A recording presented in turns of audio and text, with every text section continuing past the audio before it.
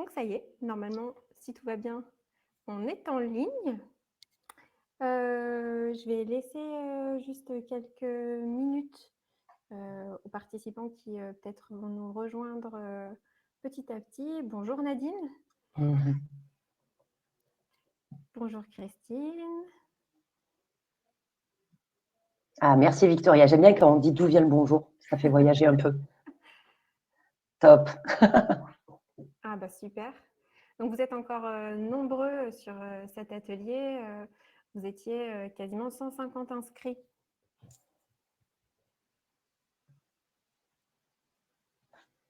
Et l'Isère, Saint-Marcelin, la Drôme provençale, l'Allier. C'est beau. Tout ce monde intéressé par les analytiques, c'est formidable. Formidable.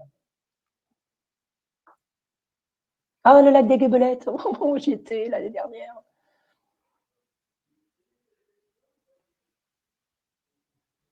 Bon, super. En tout cas, on voit que l'utilisation du chat, c'est devenu monnaie courante. Tout à fait. Ça, c'est cool. Je vais vous dire un petit bonjour aussi ici.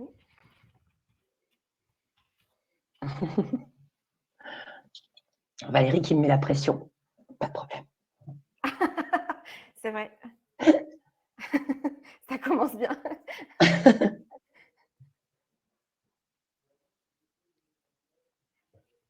Bon, allez, on va démarrer tranquillement. Donc, bonjour à tous et bienvenue dans ce nouvel atelier de Trajectoire Tourisme. Pour celles et ceux qui ne me connaissent pas, je suis Naïs Nuri de Trajectoire Tourisme et je vais co-animer cet atelier avec Lucie Schmitt de la Team Web, qui est une agence spécialisée en stratégie digitale. Bonjour à C'est le tous. 3e opus avec Lucie et aujourd'hui, on va aborder Google Analytics et les tableaux de bord.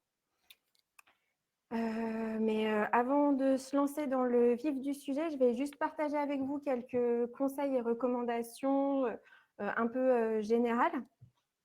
Donc déjà, je vous invite à désactiver le son des notifications de Livestorm. Pour faire ça, c'est simple. Vous avez simplement à cliquer sur la cloche qui est située en haut de votre écran, juste à côté du bouton Action, simplement pour ne pas être pollué par des petits bruits à chaque fois que quelqu'un va s'exprimer, poser une question, qu'il va y avoir des actions qui vont être faites. Si vous rencontrez des problèmes techniques, je vous invite à vous déconnecter, à vous reconnecter en utilisant le navigateur Chrome, qui est le navigateur qui supporte le mieux Livestorm. Donc, pour une meilleure expérience avec nous, c'est ce qu'on vous recommande de faire. Salut Samantha Ambrosioni. Je vous rappelle également que tous nos ateliers sont enregistrés et vous recevrez le replay à la fin de la session. Vous retrouverez aussi notre atelier le replay de l'atelier sur le site de Trajectoire Tourisme. Naïs, je me permets de répondre à la question de Julie. Oui. Le son des micros des participants est évidemment coupé. En revanche, vous pouvez parler dans la fenêtre de chat. Attention, pour tout ce qui est questions, il y a un onglet dédié. Donc, posez bien vos questions dans l'onglet questions. Voilà, donc j'y venais justement. Mais tu fais bien, Lucie, pas de souci. J'allais justement y venir pour la partie vraiment qui touche à Livestorm. Vous avez donc 3 onglets qui sont disponibles. L'onglet chat que vous avez déjà bien investi pour échanger, etc. Vous avez un onglet juste à côté qui est un onglet questions. Donc, pour toutes vos questions, vraiment, utilisez plutôt cet onglet. Simplement, ça nous facilite beaucoup la vie à nous. Parce que sinon, si vous posez vos questions dans l'onglet chat, ça va se noyer dans le flux de vos échanges et on risque simplement de ne pas les voir. Donc, pour toutes vos questions, vraiment, utilisez l'onglet questions. À propos de cet onglet, sachez que vous pouvez liker des questions qui ont été posées par d'autres participants. Donc, si vous avez un intérêt, c'est une manière de manifester votre intérêt pour une question qui aurait été posée par quelqu'un d'autre. Donc, n'hésitez pas vraiment à utiliser la fonctionnalité de like. Ça nous permet, nous, de voir un peu les préoccupations que vous avez. Si vous êtes nombreux à liker une question, Lucie y répondra avec beaucoup d'attention.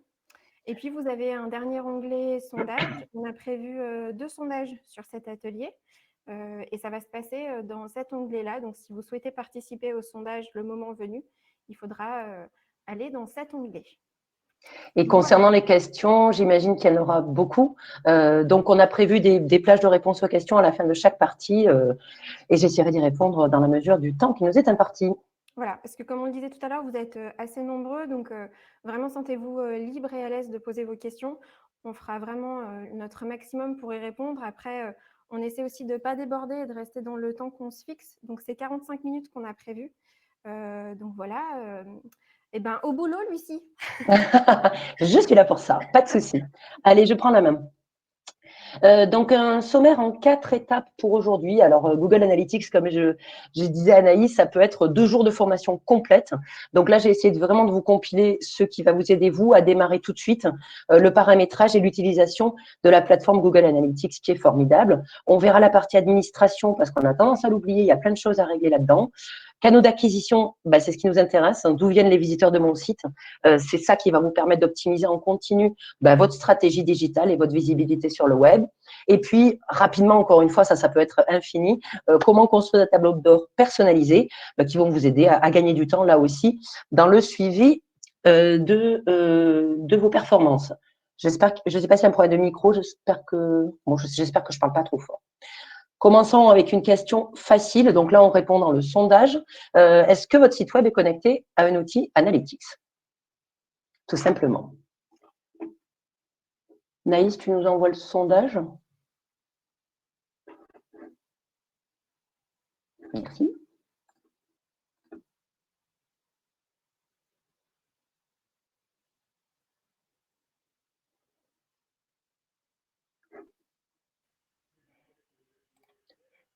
Naïs, tu es là? Je ne t'entends plus.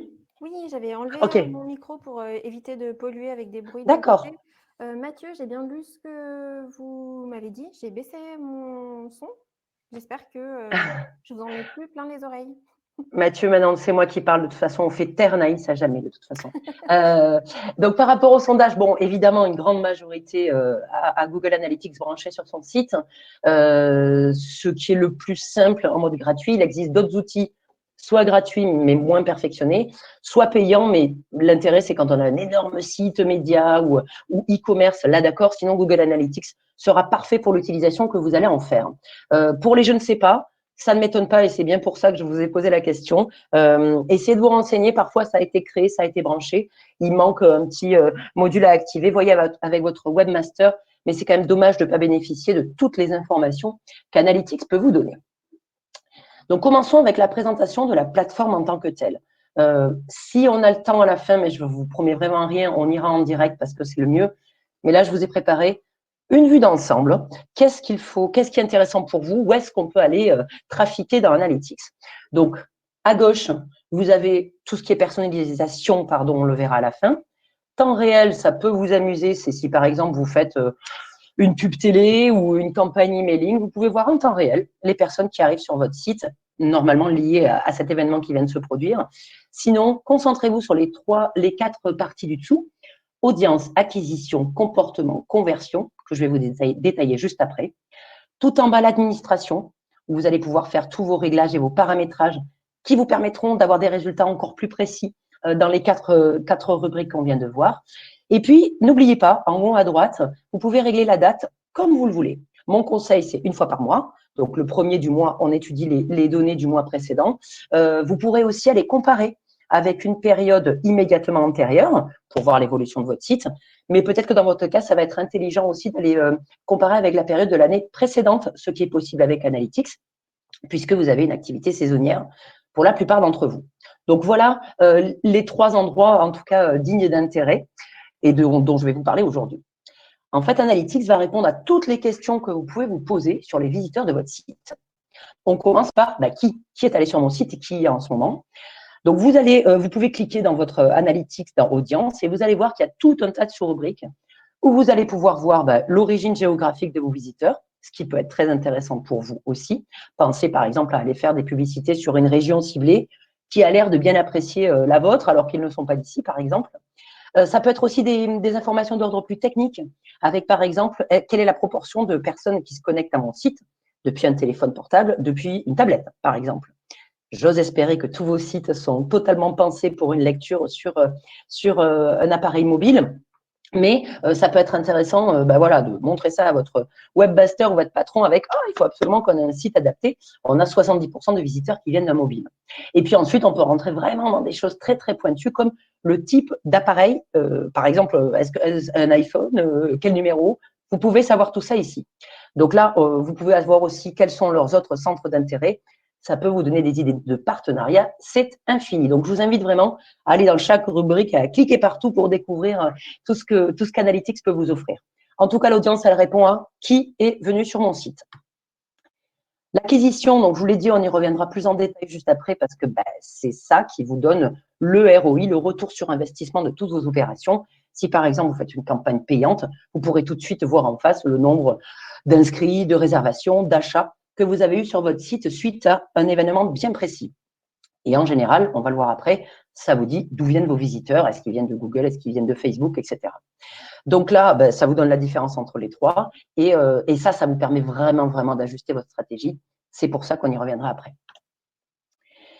Le comportement va vous indiquer les pages de votre site les plus populaires et les plus consultées. Donc, sans surprise, en général, c'est toujours la page d'accueil. Mais ce que je vous conseille, et dans votre intérêt pour être mieux référencé, c'est de publier sur les réseaux, par emailing ou autre, des liens vers vos pages intérieures, c'est-à-dire tout ce qui n'est pas page d'accueil, parce que Google aime bien les contenus plus précis. Donc, plutôt que, je prends le livre à doigt forêt que j'ai vu passer, plutôt que la page d'accueil bienvenue en livre à doigt forêt, ça sera la page réserver un établissement pour passer un week-end en famille dans le livre à doigt, par exemple. Ça sera plus précis parce que Google, avant tout, et de plus en plus, n'est plus un moteur de recherche, mais un moteur de réponse. Donc, si vous l'aidez à répondre le plus précisément possible aux internautes, il vous en saura gré en vous faisant remonter dans les résultats de recherche. Donc, le comportement, j'y reviens. Donc, c'est les pages les plus consultées de votre site. Et vous allez avoir aussi des informations sur qui a quitté votre site sur telle page. Pourquoi c'est intéressant? Si c'est un formulaire ou une page un peu lourde avec beaucoup de photos, de vidéos, qui, pour ceux qui ont assisté à l'atelier de vendredi dernier, ça fait fuir aux visiteurs. Hein. Votre site ne doit pas mettre plus de 3 secondes à charger. Je sais, c'est pas beaucoup. Sinon, tout le monde s'en va et surtout, on ne revient pas sur ce site. Donc, le comportement, ça va vous aider aussi à voir comment optimiser votre site et garder au maximum les visiteurs avec le jeu du maillage interne, donc des liens qui renvoient de page en page sur votre site. Ce que vous pourrez aussi analyser dans Analytics. Et puis les conversions, donc si vous avez des choses à vendre, vous êtes un site e-commerce où vous vendez des goodies livrés à votre région ou votre établissement, vous allez pouvoir ici brancher avec le PrestaShop ou votre site e-commerce. Mais vous pouvez aussi, vous, aller voir les conversions qui vont être au niveau d'une inscription newsletter, d'un téléchargement, par exemple. Et on va voir que tout peut être mesuré. Et le calcul peut même être fait à donner une valeur pour chaque inscrit newsletter. Parce que si vous savez que derrière, vous avez tant de pourcents de vos abonnés newsletter qui vont finir par réserver un séjour chez vous, vous pouvez donner une valeur à la première action, à la première visite de la page inscription newsletter, par exemple. Là aussi, on est évidemment sur le retour sur investissement. Je vous propose de prendre quelques questions déjà à ce stade. Je commence par les dernières. Donc, celle de Cyril, à partir de quel pourcentage le taux de rebond devient préoccupant? Votre taux de rebond doit être de 50% environ. Rappel, le taux de rebond, c'est le pourcentage de personnes qui arrivent sur votre site et qui ne vont pas plus loin, qui ne vont pas visiter d'autres pages, qui repartent immédiatement. Si vous êtes Wikipédia et qu'on vient juste consulter une information, ce n'est pas grave qu'il soit de 100%. En revanche, vous, au-delà de 50%, ça commence à être embêtant parce que vous déployez tellement d'efforts pour attirer des gens sur votre site, c'est quand même dommage de tous les perdre au bout juste d'une page. Donc, c'est là qu'on travaille le fameux maillage interne. Pensez à bien relier vos pages entre elles en mettant des liens à cliquer dans chaque page, idéalement sur les mots et pas cliquer ici. Mais par exemple, découvrez l'étendue de nos hébergements de la région. On met un lien hypertexte sur toute cette partie qui renvoie vers d'autres pages. Donc, au-delà des 50%, ça commence à devenir gênant. Encore une fois, dans Analytics et en général pour tout ce qui est web marketing, c'est pas très important une donnée à un moment précis. Surveillez surtout son évolution. Un taux de rebond important, il peut baisser. Et là, c'est bon. Relier un compte Facebook, pas besoin. Google identifie tout de suite que vos visiteurs sont venus depuis Facebook. C'est uniquement quand vous faites des campagnes qu'il va falloir traquer les liens. Je ne sais plus si j'en parle, mais sinon, Google est très, très intelligent là-dessus. Ah, le budget, ça, c'est encore autre chose, mais je vous invite à aller sur le blog de la Team Web. On a un article, justement, quel est le coût d'une stratégie digitale pour en savoir plus. S'il n'y a pas d'autres questions, je continue, Anaïs, parce qu'on a beaucoup de choses à dire aujourd'hui. Donc, allons faire un petit tour dans l'administration du compte. Vous vous souvenez, c'était tout en bas à gauche de la plateforme Analytics. Alors, juste un petit rappel. Comment fonctionne Analytics? Il fonctionne en cascade. La colonne de gauche, donc là, on n'y va pas bien, mais vous allez récupérer la présentation. À gauche, c'est votre compte. Donc, ça sera le nom de votre organisation, de votre site. Dans l'exemple ici, c'est la Team Web, notre agence. Et vous voyez qu'ensuite, on a des propriétés et des vues. Donc, les propriétés, c'est quoi? Ça va être votre site, votre blog, si l'adresse Internet est différente, votre appli, et bientôt peut-être des consoles connectées ou des brosses à dents, qui sait. En tout cas, ce sont toutes les plateformes où on va pouvoir avoir des informations sur les visiteurs de vos différents services. Et pour chaque propriété, on a une vue. Donc là, ça va être très important, ce que je vous montre juste après. Les vues, ça vous permet d'avoir différents points de vue sur les différentes données de votre site. Sachez que si vous faites des modifications sur le compte, ça s'applique en cascade. Si vous enlevez un canal ou que vous faites une modif générale sur le compte, ça n'apparaîtra plus dans la propriété ni dans la vue. Donc, les modifs et les bidouillages et les essais, les tests, dans les vues, s'il vous plaît. Ne touchez pas à vos propriétés et à vos comptes. Là, vous serez très, très embêté ensuite pour récupérer les données. Mon conseil, vous gardez une vue de base. Vous l'appelez backup, c'est celle qui est par défaut dans Analytics. Mais vite, vous allez en créer d'autres, en fait. Parce que peut-être, si vous avez, je ne sais pas, beaucoup de touristes étrangers, ça peut être intéressant de créer une vue uniquement avec les données d'audience, vous vous souvenez, des personnes qui résident aux États-Unis, en Espagne ou que sais-je encore. Ça vous permettra de voir plus précisément les infos du public cible qui vous intéresse le plus, en fait. Vous pouvez mettre tout un tas de filtres. Vous pouvez exclure un mot-clé en particulier qui vous embête parce qu'il n'est pas très, très bien ciblé. On verra que parfois Google vous fait des petites farces et qu'il va mettre Facebook dans une catégorie qui n'est pas réseau social. Oui, ça arrive. Donc ça, vous pouvez le regrouper. Je vous ai juste mis ce qu'il est possible de faire et encore les possibilités sont infinies parce que voilà, à vous d'aller voir ou de vous faire aider du webmaster. Regardez des tutos. C'est vraiment formidable. Vous pouvez arriver à une vue super précise sur un segment avec que les femmes de 35 à 50 ans qui résident à Paris et voir exactement ce qu'elles font elles. Ça vous permet d'avoir accès à une vue déjà pré-triée et ciblée, plutôt que à chaque fois de refaire tous les filtres sur vos analytics en général.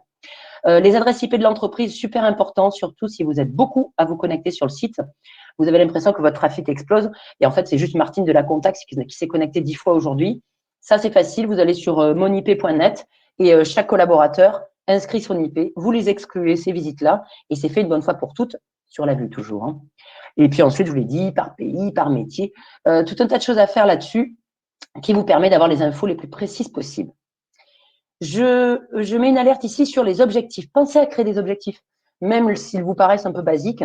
Ça vous permet d'avoir directement, pour chacune des infos que vous allez avoir dans Analytics, donc les canaux d'acquisition, les différents profils de vos internautes, est-ce qu'ils remplissent les objectifs que vous avez définis pour eux? Là, on parle un peu plus stratégie, mais ça va être par exemple les personnes qui voient au moins 2 pages.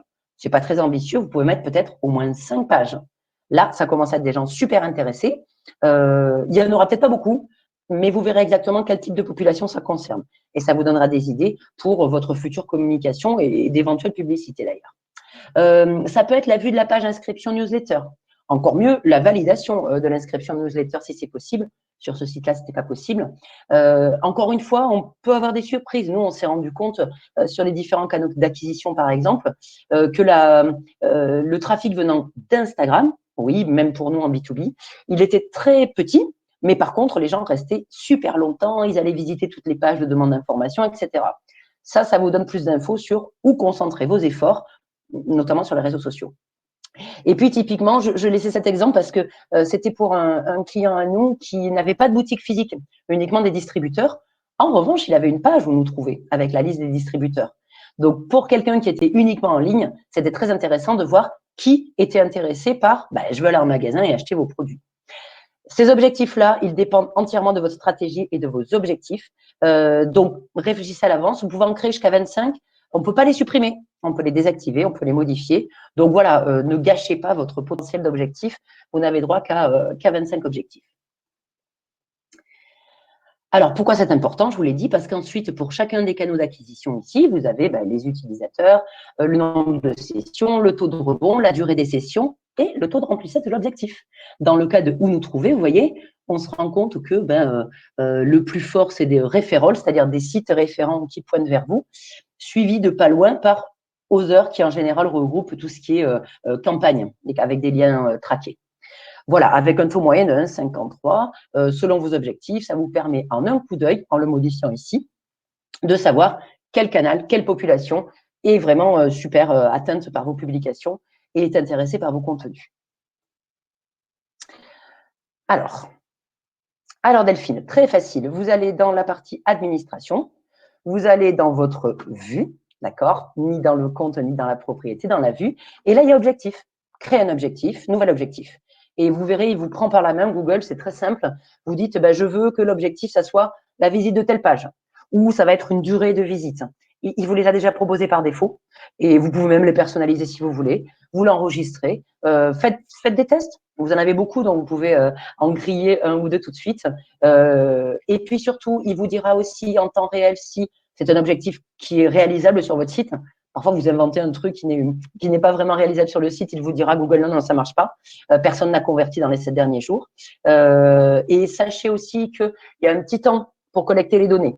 Donc, vous aurez les résultats de vos objectifs sous quelques jours ou semaines, le temps que Google intègre et arrive à matcher les résultats entre eux.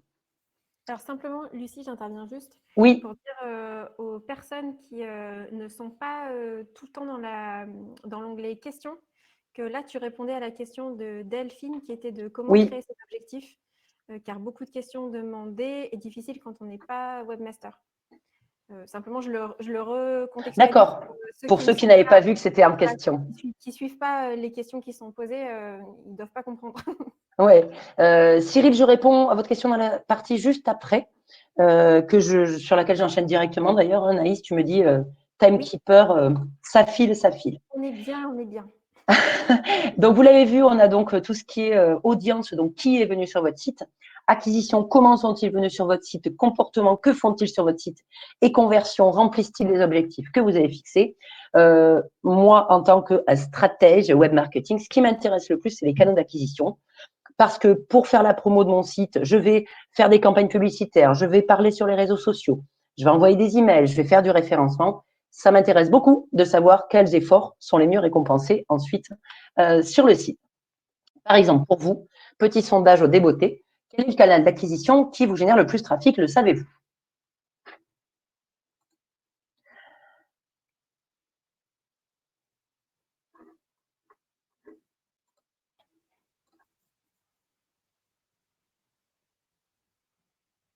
Ah, se tire la bourre, on a 50-50.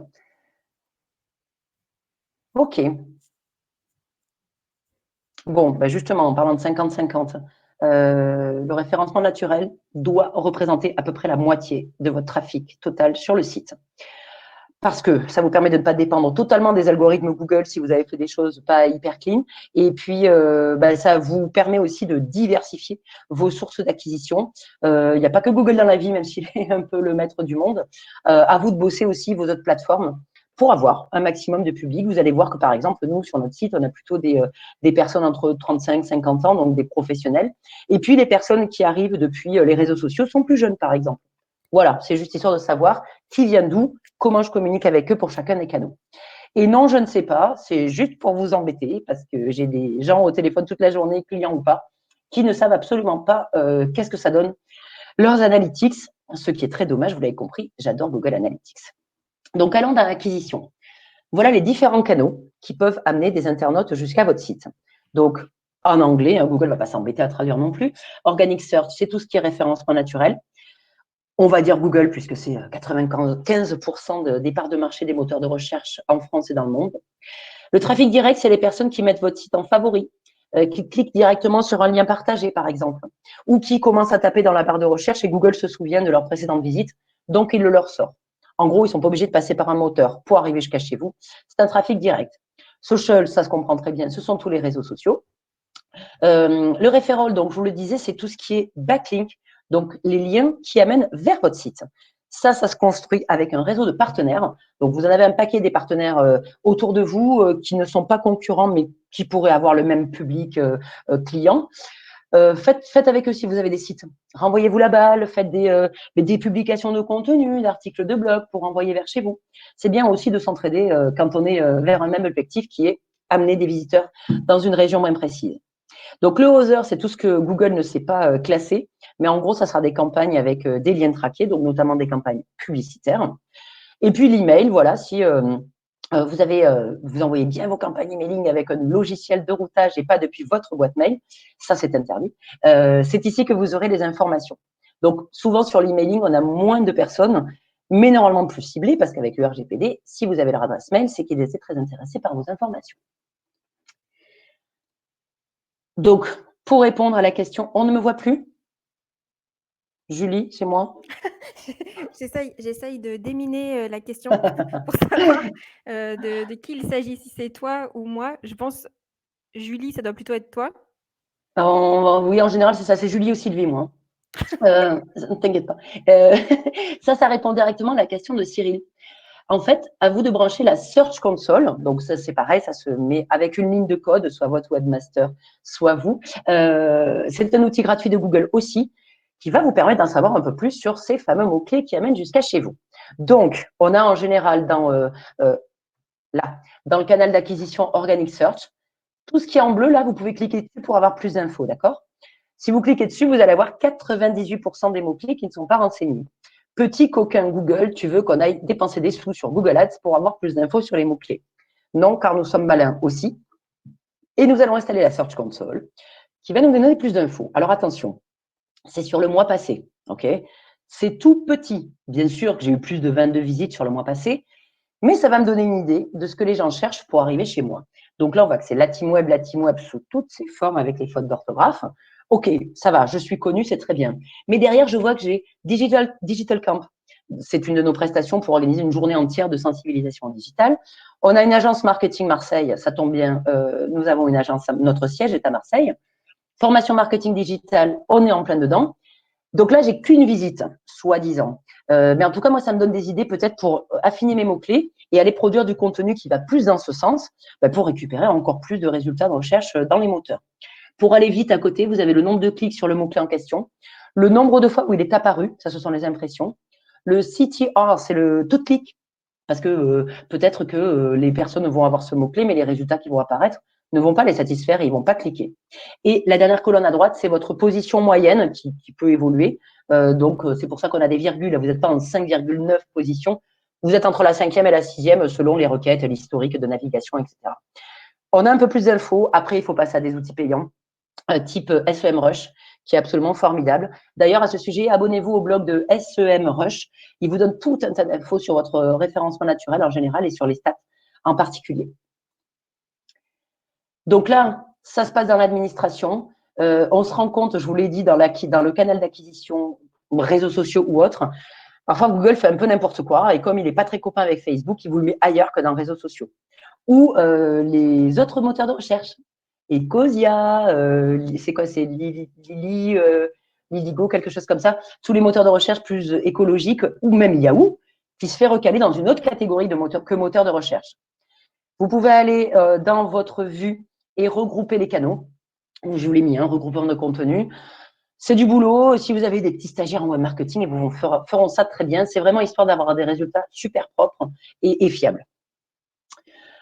Je vous mets juste l'outil Google pour aller intégrer des liens dans quand vous distribuez voilà, des adresses vers votre site. Si par exemple, vous faites une campagne publicitaire sur Facebook, par email et j'en sais rien moi sur Twitter, pensez à bien traquer le lien. C'est ici que ça se passe. Campagne URL Builder, parce que Google vous génère automatiquement un lien traqué qui apparaîtra dans Other ou dans Campagne, dans Analytics. Et là, vous pourrez aller comparer précisément les résultats de chacun et surtout améliorer le ROI ou garder en tout cas que les campagnes qui vous ramènent le plus de visiteurs qualifiés. Alors, voilà la question. Obtenir des requêtes, elles sont à 0. Je ne sais pas quand est-ce que vous avez branché votre Search Console, Michel.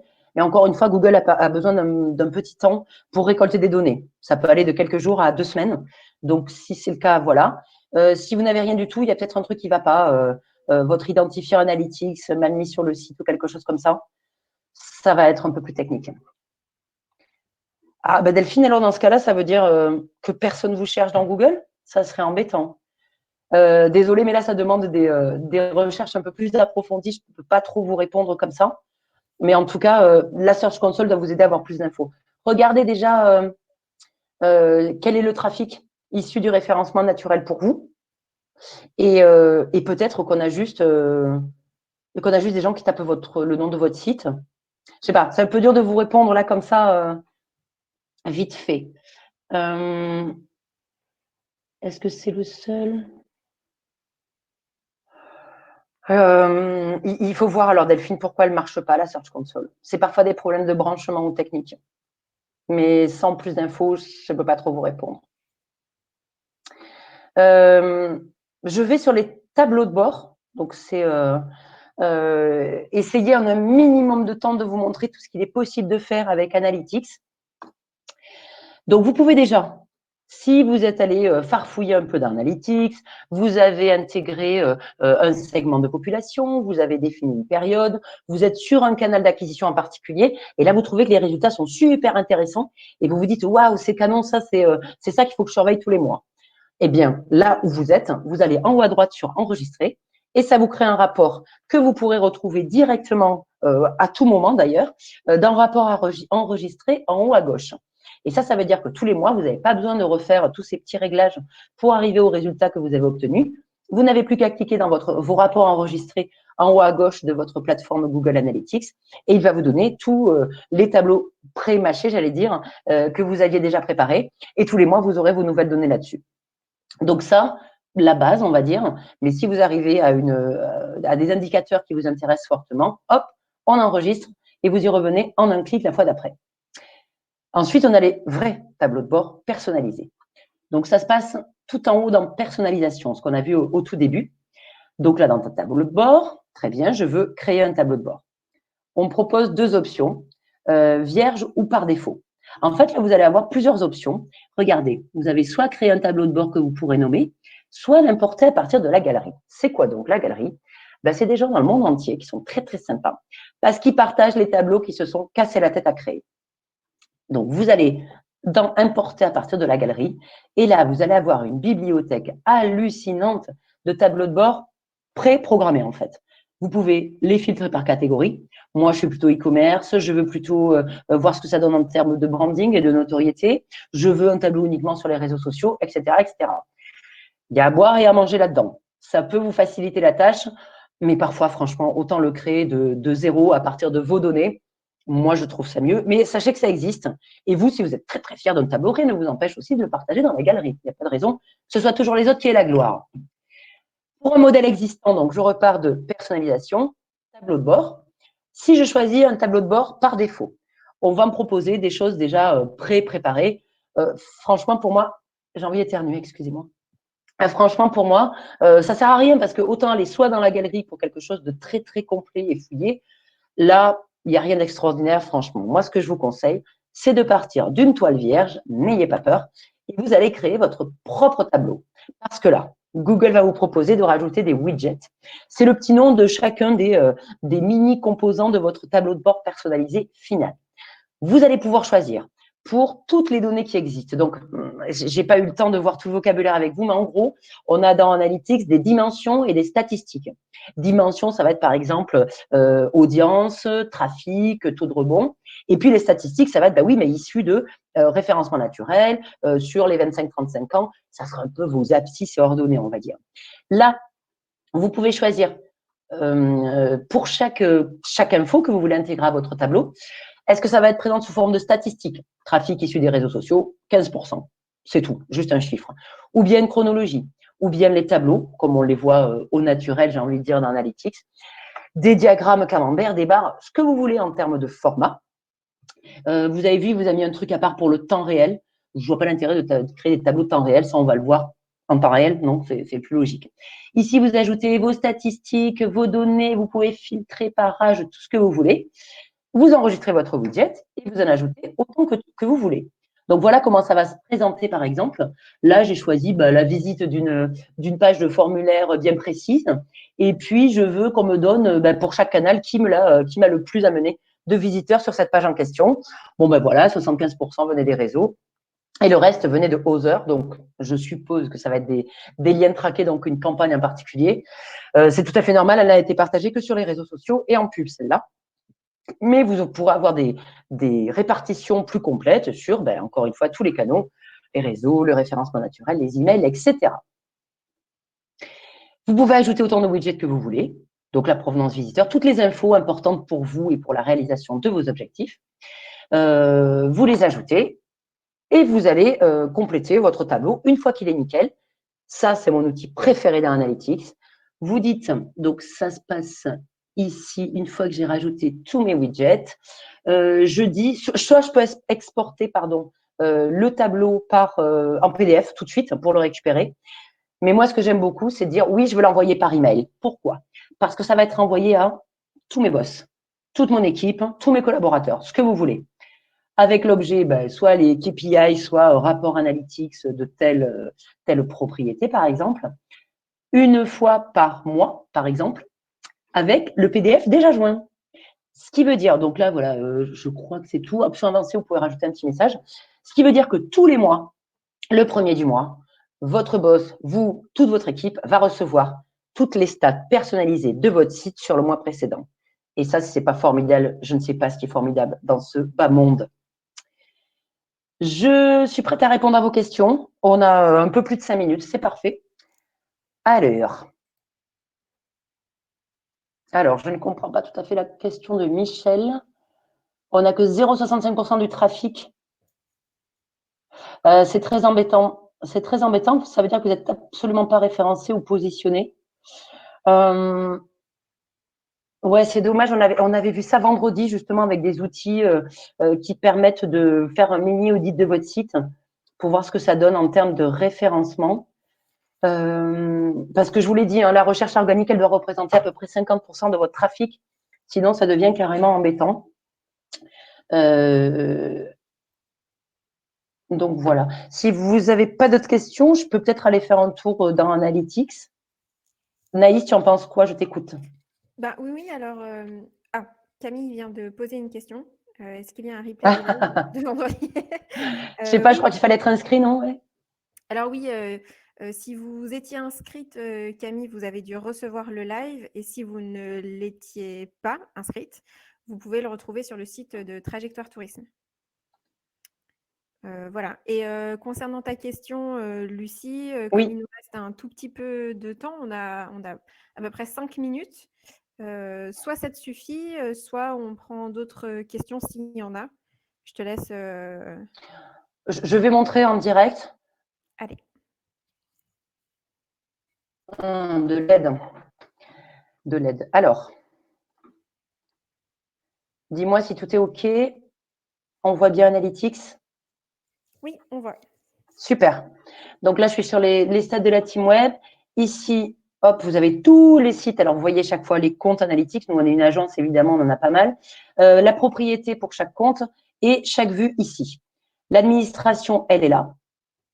Et vraiment, je vous invite à commencer par ça, parce que Google n'est pas rétroactif sur Analytics. Si vous faites des filtres ou des vues différentes, il faut le temps que ça enregistre et c'est uniquement à partir du moment où vous l'avez créé que vous allez avoir les infos.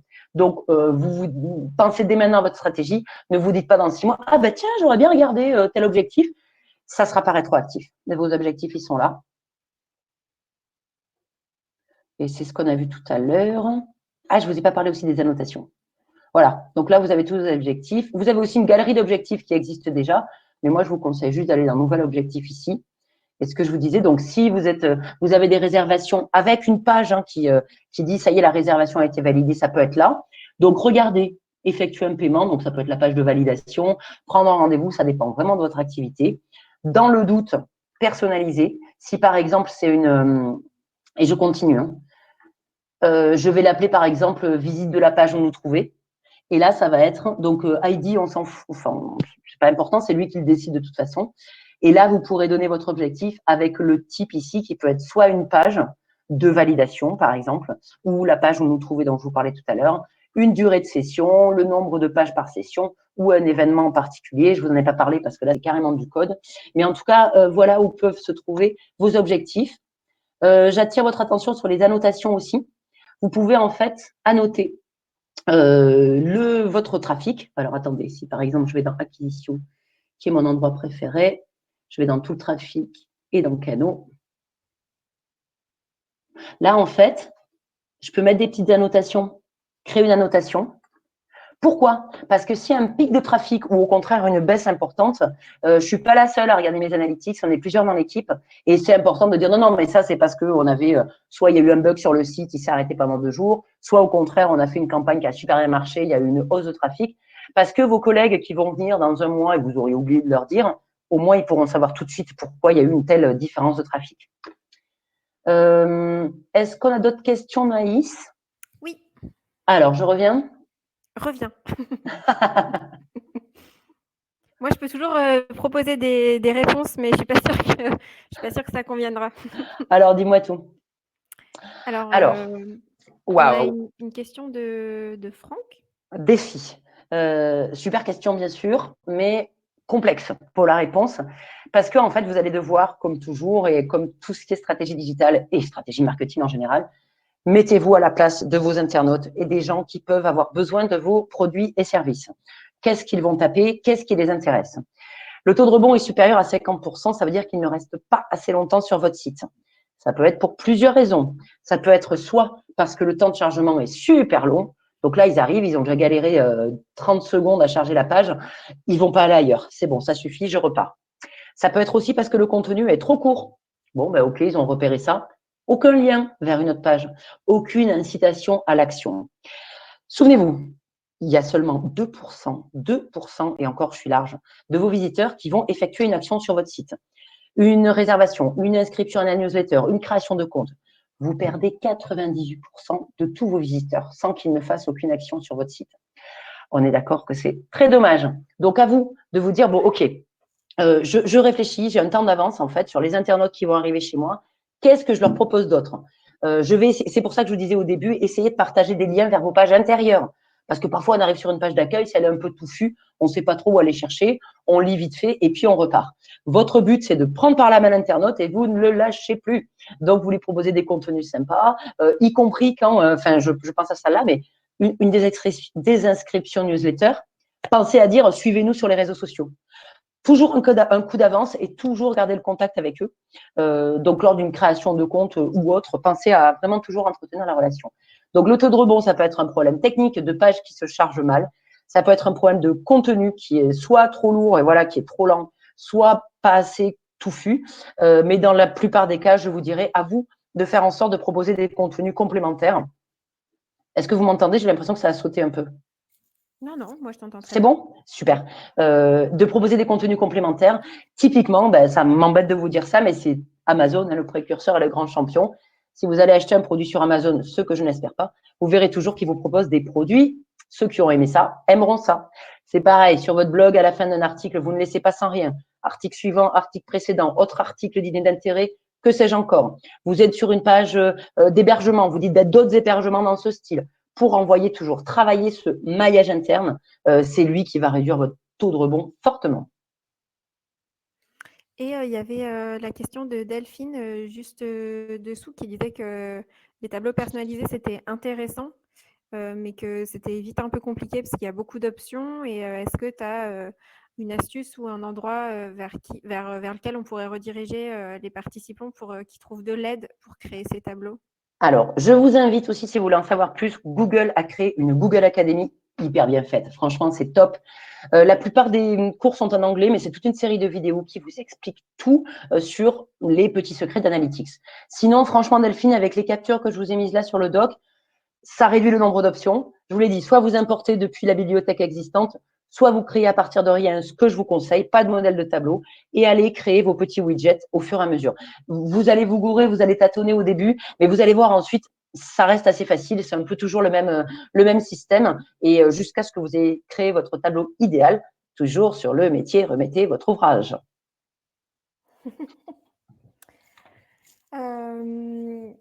s'il n'y a pas d'autres questions et si Lucie, toi, tu as terminé tout ce que tu voulais dire, J'ai terminé. super. On va clôturer cet atelier. Je voulais d'abord commencer par vous remercier tous pour votre très forte mobilisation et participation durant les 3 lives qui ont été animés par Lucie. Nous, on vous retrouve très très bientôt avec des nouveaux ateliers, cette fois-ci sur le thème de la photo. Donc vous avez là à l'écran les prochaines dates. Vous allez pouvoir nous retrouver. Merci encore à toi, Lucie, pour tes brillantes interventions et pour ta bonne humeur. Merci, mais j'ai un public formidable, tu sais. Merci à vous tous qui continuez d'être au rendez-vous. Et je vous dis donc à très bientôt et puis prenez soin de vous. Bon après-midi tout le monde, à bientôt.